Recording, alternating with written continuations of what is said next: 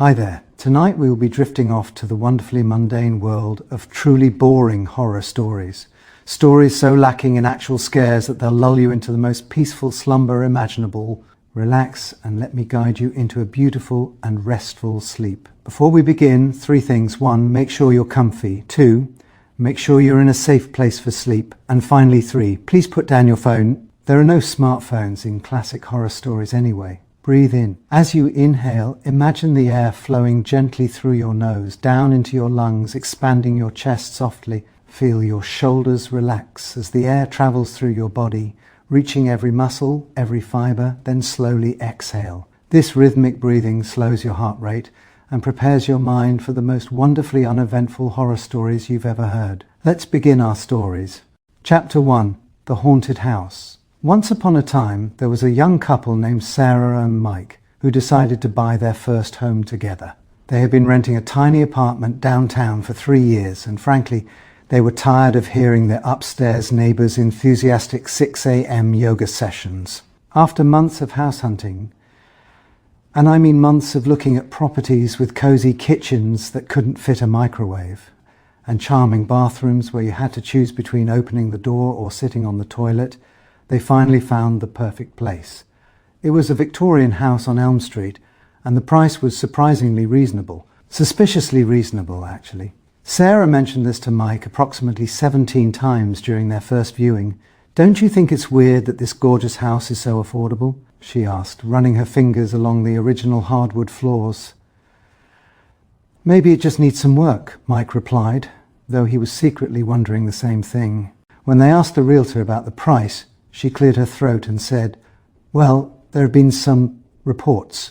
"What kind of reports?" Sarah asked. "Ghost sightings, unexplained noises, that sort of thing," the realtor said matter-of-factly, as if she were describing the property's sprinkler system. Sarah and Mike looked at each other. They had student loans, credit card debt, and a shared dream of owning a home with more than one bathroom. "We'll take it," Mike said the first night in their new home. Sarah was unpacking boxes in the kitchen when she heard a strange creaking sound from upstairs. She paused, listening carefully. There it was again, a long drawn-out creak followed by what sounded like footsteps. "Mike," she called out, "did you hear that?" "Hear what?" Mike replied from the living room, where he was trying to figure out why they owned 4 different can openers. "There's something upstairs," Sarah said, walking into the living room. Mike listened for a moment. Sure enough, there was a creaking sound, followed by what definitely sounded like someone walking around. "Probably just the old house settling," Mike said. Though he grabbed a flashlight from their emergency kit, they crept upstairs together, flashlight in hand. The hallway was dark, but they could see their bedroom door was slightly ajar. They were certain they had closed it earlier. "Hello?" Sarah called out softly. "Is someone there?" From inside the bedroom came a low, mysterious voice. "Who are you?" Sarah and Mike froze. Their hearts raced. This was it, their first encounter with the supernatural. We're the new owners," Mike stammered. "Oh, wonderful," the voice replied cheerfully. "I'm Harold. I've been wondering when someone would move in. This place has been empty for months." Sarah and Mike exchanged glances. This wasn't quite what they had expected. Are you a ghost?" Sarah asked. "Well, yes. Technically speaking," Harold replied. "I died in 1987, heart attack. Very sudden, but I've been keeping an eye on the place ever since." They pushed open the bedroom door to find a translucent figure of an elderly man in a cardigan, sitting in the corner chair they hadn't even unpacked yet. "I hope you don't mind," Harold continued, "but I've been doing some light maintenance. Fixed that leaky faucet in the downstairs bathroom, tightened the loose banister, and I took the liberty of organising your spice rack. You had your cumin next to your cinnamon, which seemed inefficient." Sarah looked at Mike. Did the ghost just organise our spices?" "I prefer deceased homeowner," Harold said gently. "And yes, I did. Alphabetical order seemed most logical." Over the following weeks, Harold proved to be less of a haunting presence and more of a helpful roommate. He would water the plants when Sarah forgot, remind Mike to take out the trash on Tuesday mornings, and occasionally offer commentary on their Netflix choices. "You know," Harold would say, appearing in the living room during their evening TV time, "I died before streaming was a thing. This is fascinating. Though I must say, you watch a lot of true crime documentaries for people who seemed nervous about living with a ghost. The only mildly spooky thing Harold did was rearrange their furniture occasionally, but it was always for practical reasons. I moved your couch back 6 inches, he'd explain. You were hitting your shin on the coffee table every morning. Seemed like a safety hazard. Sarah and Mike quickly realised they had stumbled upon the world's most considerate ghost. Harold even helped them with their mortgage paperwork, having been an accountant when he was alive. Interest rates are much better now than they were in my day, Harold observed, reviewing their loan documents with professional interest. Chapter 2. The mysterious noise. Dr. Jennifer Walsh had always been a light sleeper, which was both a blessing and a curse for someone who lived alone in a creaky old apartment building. She had grown accustomed to the usual sounds. Mrs. Peterson's late-night TV programs, the couple downstairs who seemed to rearrange their furniture at 2 a.m, and the building's ancient radiator system that sounded like a percussion ensemble warming up. But this new sound was different. It started about 2 weeks ago, always at exactly 3:17 a.m. A rhythmic tapping, like someone knocking on wood in a very specific pattern. Tap, tap, tap, pause, tap, tap, tap, pause. Jennifer was a practical person. She had a PhD in psychology and a healthy skepticism towards supernatural explanations. Her first instinct was to investigate logically. She checked her pipes. Maybe it was water hammer. She examined her windows. Perhaps it was a tree branch. She even asked her neighbours if they heard anything unusual. "Oh, the tapping?" said Mrs. Peterson when Jennifer knocked on her door. "Yes, dear, I hear it too. Started a couple weeks ago. I just assumed it was someone doing late-night home repairs." "At 3:17 Jennifer asked. "Well, you know how it is with contractors these days. They work the strangest hours." Jennifer decided to stay up and investigate. She positioned herself in her living room with a notebook, ready to document the source of the mysterious tapping. At exactly 3:17 a.m, the tapping began. Tap, tap, tap, pause, tap, tap, tap, pause. Jennifer followed the sound through her apartment. It seemed to be coming from the wall between her unit and the vacant apartment next door. She pressed her ear against the wall and listened carefully. Tap, tap, tap, pause, tap, tap, tap, pause. The next day, Jennifer approached her landlord, Mr. Chen, about accessing the empty apartment. "The 4B unit," Mr. Chen said, checking his records. "That's been empty for 2 months. But I suppose we could take a look." They unlocked the apartment together. It was completely empty. No furniture, no personal belongings, nothing that could explain the tapping. "Maybe it's settling," Mr. Chen suggested. Old buildings make all sorts of noises. But Jennifer was determined to solve the mystery. She brought a stool from her apartment and positioned it against the wall where the tapping seemed loudest. That night, at 3:17 a.m, the tapping began again. This time Jennifer was ready. She climbed onto the stool and examined the wall closely. "Hello," she called out softly. "Is someone there?" The tapping stopped immediately. Jennifer waited. After a moment she heard a faint voice. Did someone finally answer? "I'm Jennifer. I live next door. I've been hearing your tapping for weeks." "Oh, thank goodness," the voice replied. "I'm Robert. I've been trying to get someone's attention for the longest time." Are you stuck in the wall?" Jennifer asked, because that seemed like the most logical explanation. "Not exactly stuck," Robert said. "More like permanently residing. I died in this apartment in 1995, choked on a piece of pizza, if you must know. Very embarrassing way to go." Jennifer, being a psychologist, took this revelation remarkably well. "So you're a ghost." "I prefer apartment spirit," Robert said, "and I've been trying to contact someone for help with a rather pressing issue." "What kind of issue?" "Well, you see, I've been dead for nearly 30 years, and I've been watching the same episode of Wheel of Fortune that was on TV when I died. It's been quite maddening. I can't change the channel, and I know all the answers by now." Jennifer blinked slowly.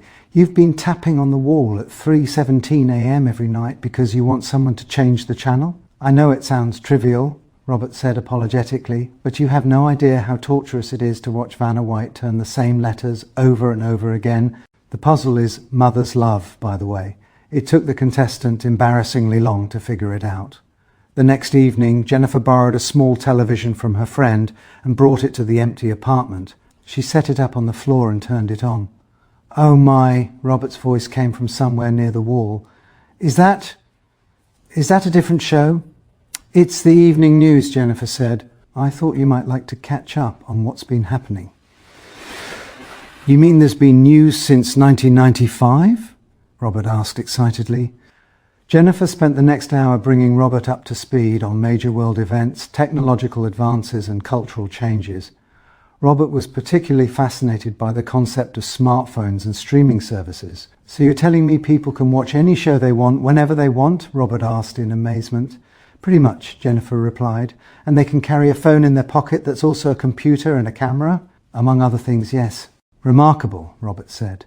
Though I must say, I'm rather disappointed to learn that we still haven't figured out how to make pizza that won't be a choking hazard. From that night forward, Jennifer would visit Robert every few evenings, bringing him different shows to watch and keeping him company.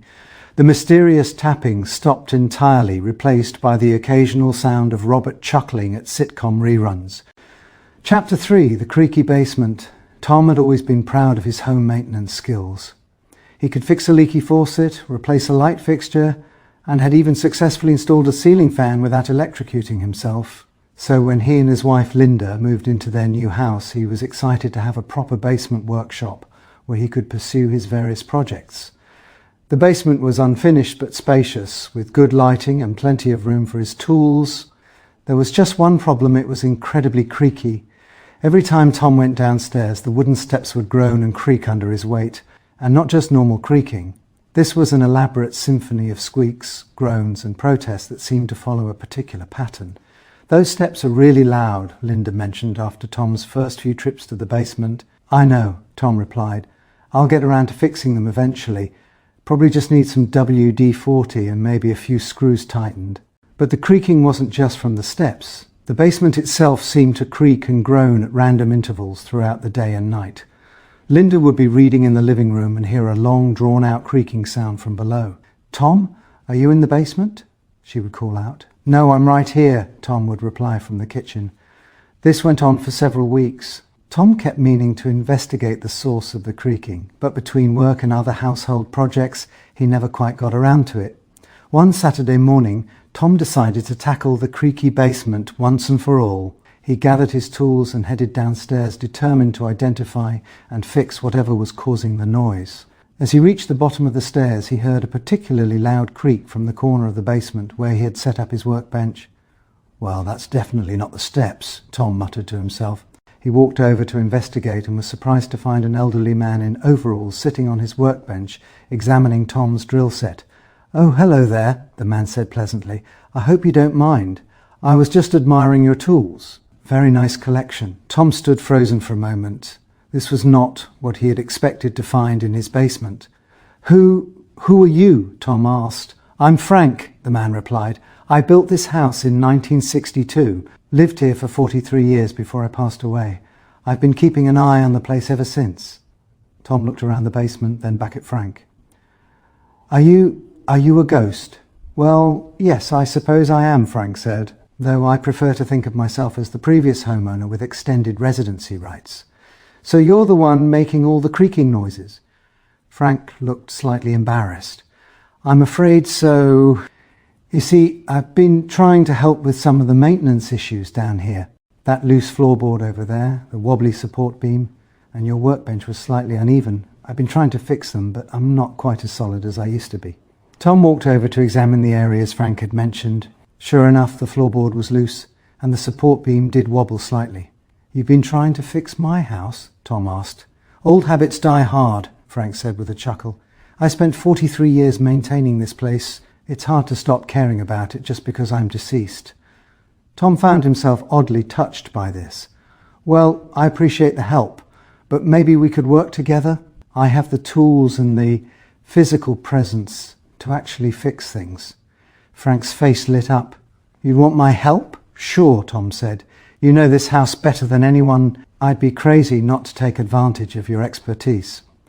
Over the following weeks, Tom and Frank developed an efficient partnership. Frank would identify problems and provide historical context about the house's quirks, while Tom would do the actual repairs.